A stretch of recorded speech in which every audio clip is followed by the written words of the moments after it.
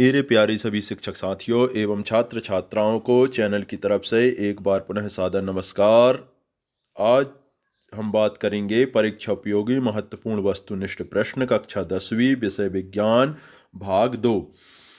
तो भाग 2 में अपन चर्चा करने वाले हैं वस्तुनिष्ठ प्रश्नों की, जो परीक्षा के लिए बहुत ही महत्वपूर्ण है। जिसमें सबसे पहला प्रश्न है, अपच का उपचार करने के लिए उपयोगी है। आपके सामने 3 ऑप्शन है, एंटीसिड, एंटीसेप्टिक या हाइड्रोक्लोरिक अम्ल। तो इसका सही आंसर है एंटीसिड। एंटीसिड जो दवाइयाँ होती हैं वो अपच के उपचार के लिए उपयोगी दवाइयाँ होती हैं, जो जिनका निर्माण क्षार से किया जाता है। प्रश्न नंबर 2 है, हाइड्रा में जनन की विधि है। आपके सामने 3 ऑप्शन है, कायिक प्रवर्धन, विखंडन या मुकुलन। तो हाइड्रा में जो जनन की विधि है उसका नाम है मुकुलन। ये अलैंगिक प्रजनन के अंतर्गत होता है और जो विधि का नाम है उसका नाम है मुकुलन। इसके बाद अगला प्रश्न है, क्या होगा यदि तनु हाइड्रोक्लोरिक अम्ल को लोह चूर्ण पर डाला जाए।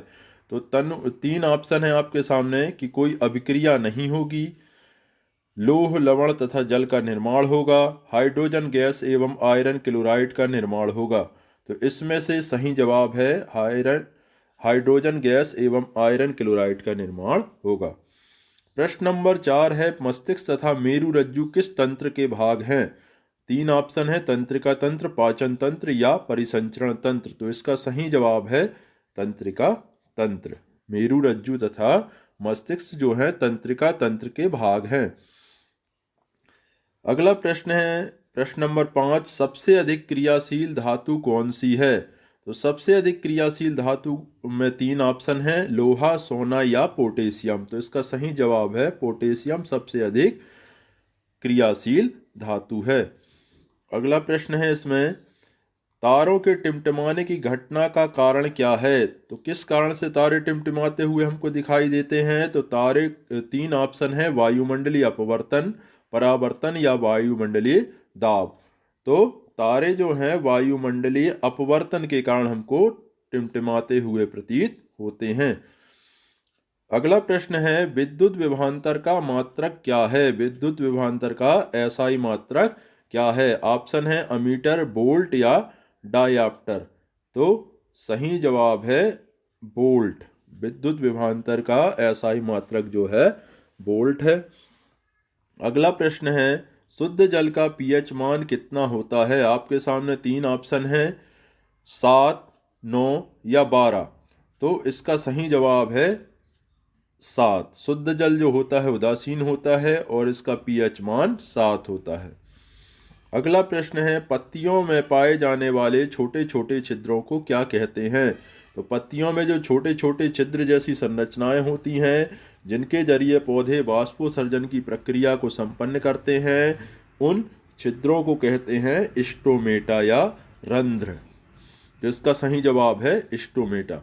अगला प्रश्न है, श्वसन किस क्रिया का उदाहरण है या श्वसन की क्रिया उदाहरण है। तो श्वसन की क्रिया 3 ऑप्शन है आपके सामने, ऊष्माशोषी, ऊष्माक्षेपी और विद्युत रासायनिक अभिक्रिया। तो आप सभी जानते हैं कि श्वसन की क्रिया के फलस्वरूप जो होते हैं, जटिल कार्बनिक अणुओं जो है सरल कार्बनिक अणुओं के रूप में टूटते हैं और इससे ऊष्मा बाहर निकलती है। इसे मंद दहन भी कहते हैं। अतः इसका उत्तर होगा ऑप्शन नंबर बी कि यह ऊष्माक्षेपी अभिक्रिया होती है। अगला प्रश्न है, निकट दृष्टि दोष दूर करने में किस लेंस का प्रयोग किया जाता है। तो निकट दृष्टि 3 ऑप्शन है आपके सामने, अवतल लेंस, उत्तल लेंस या समतल लेंस। तो निकट दृष्टि दोष में क्या होता है कि निकट की वस्तुएं तो स्पष्ट दिखती हैं लेकिन दूर की वस्तुएं स्पष्ट दिखाई नहीं देती। तो इसके उपचार के लिए, निवारण के लिए अवतल लेंस का प्रयोग किया जाता है। तो इसका आंसर होगा अवतल लेंस।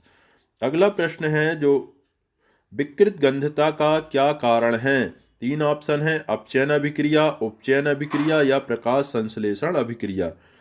तो इसका सही जवाब है उपचयन अभिक्रिया।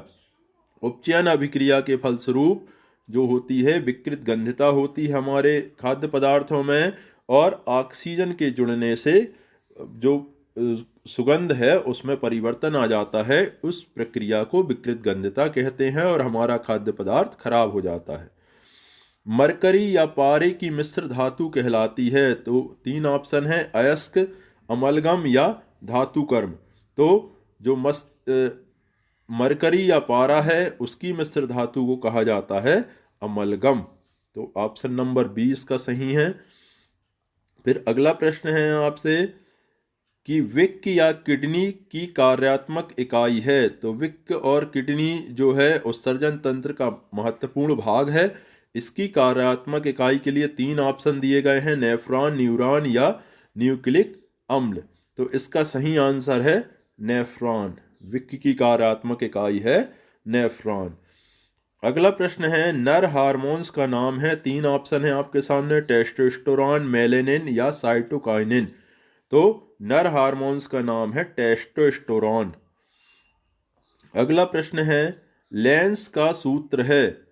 ए नंबर का ऑप्शन है 1/f = 1/v - 1/u।